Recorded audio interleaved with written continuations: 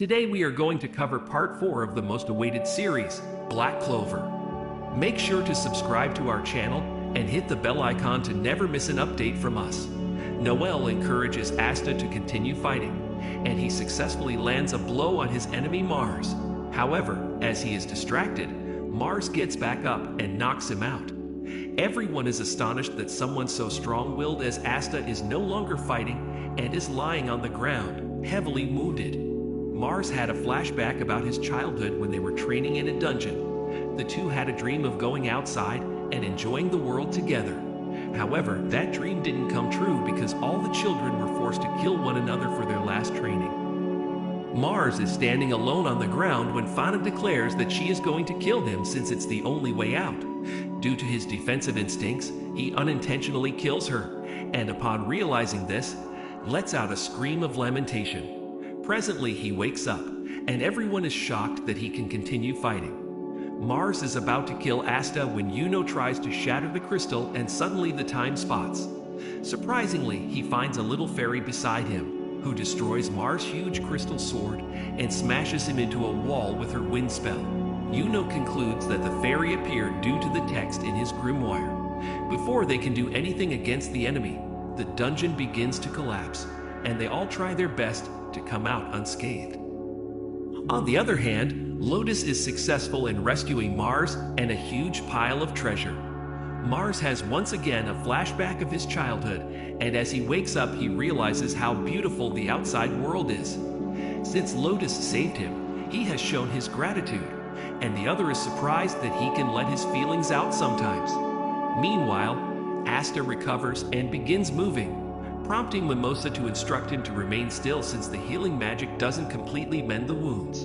Everyone is happy that they all came out of the dungeon safe, and Asta points to Noel's ripped clothes, causing her to knock him in embarrassment.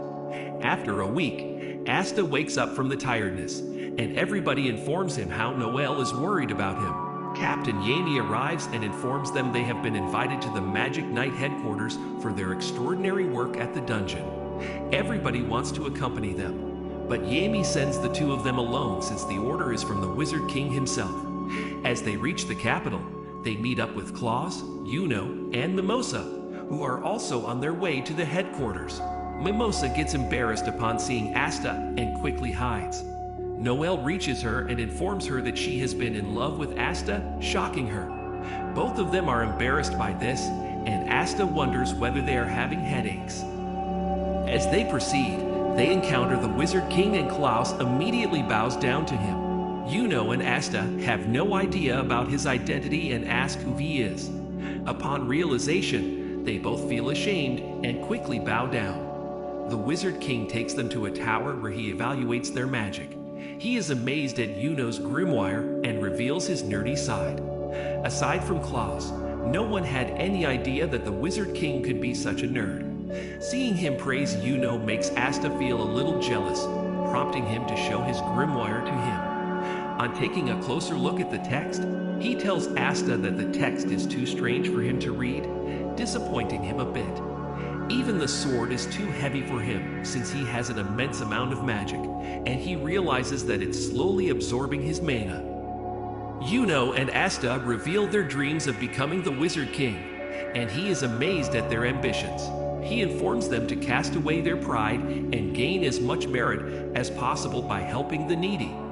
The Wizard King then invites them to the ceremonial court, where he praises the knights and gives them ranks. They all accompany him there and find various knights from the nobility, including Noel's siblings. After rewarding the high-ranking knights, his assistant informs him of some urgency, and the Wizard King has to leave in the middle. Afterward, they are all enjoying themselves, while Klaus and the newbies are feeling left out since nobody is willing to talk to them. Suddenly, one of them starts complaining about the peasants and comments that Yuno isn't that impressive. Things begin to heat up as Noel's siblings approach her and start bullying them. One of them tells her to leave since she caused their mother's death. Seeing this, Asta goes to her defense and confronts all of them at once. One of the nobles casts magic to hinder his movements, but Asta easily defends against it thanks to his anti-magic sword. A former magic knight creates some zombies and plans to invade the Clover Kingdom, as revenge for getting kicked out of the ranks.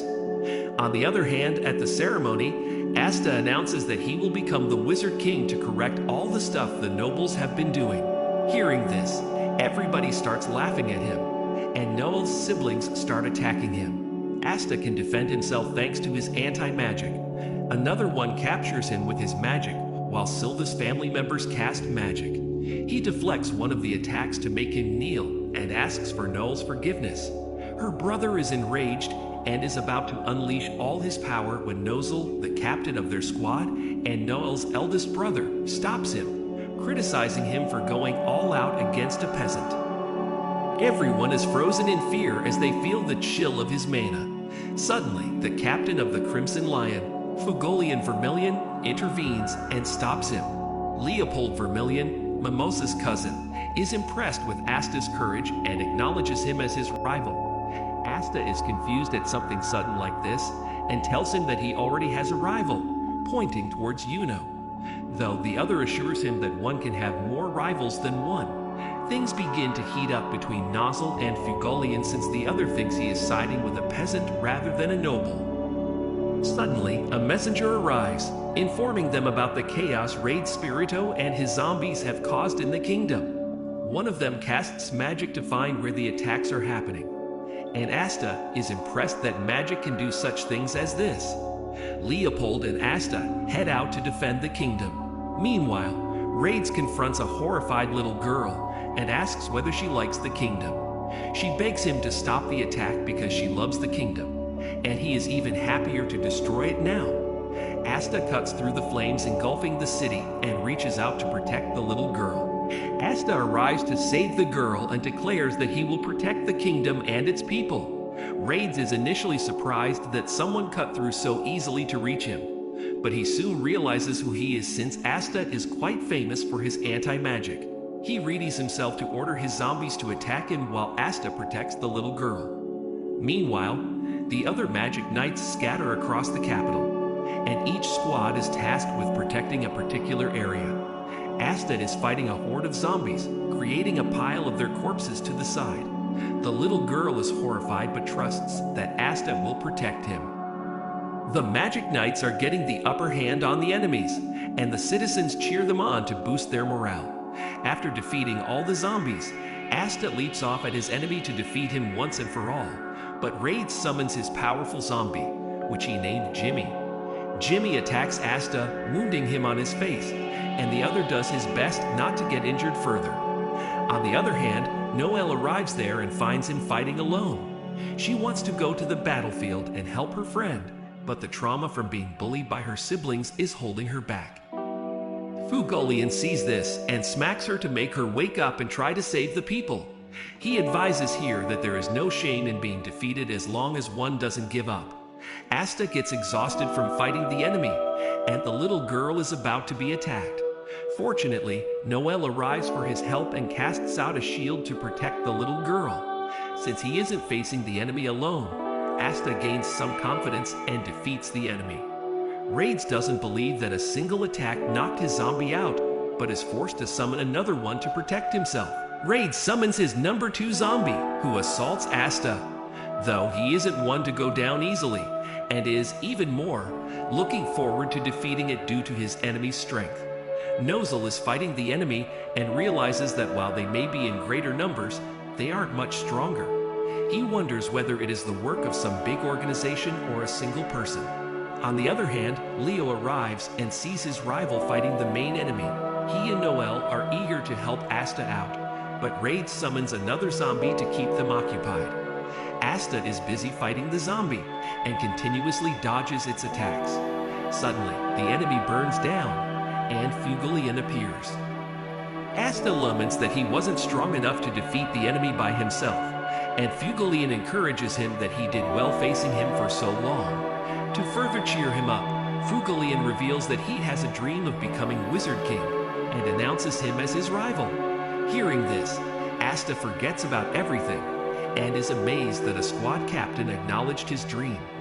Raids reveals that he was cast away because his magic was considered dangerous, and Fugolian comments that his revenge is childish. He summons his most powerful zombie, whose magic works like a magic mirror.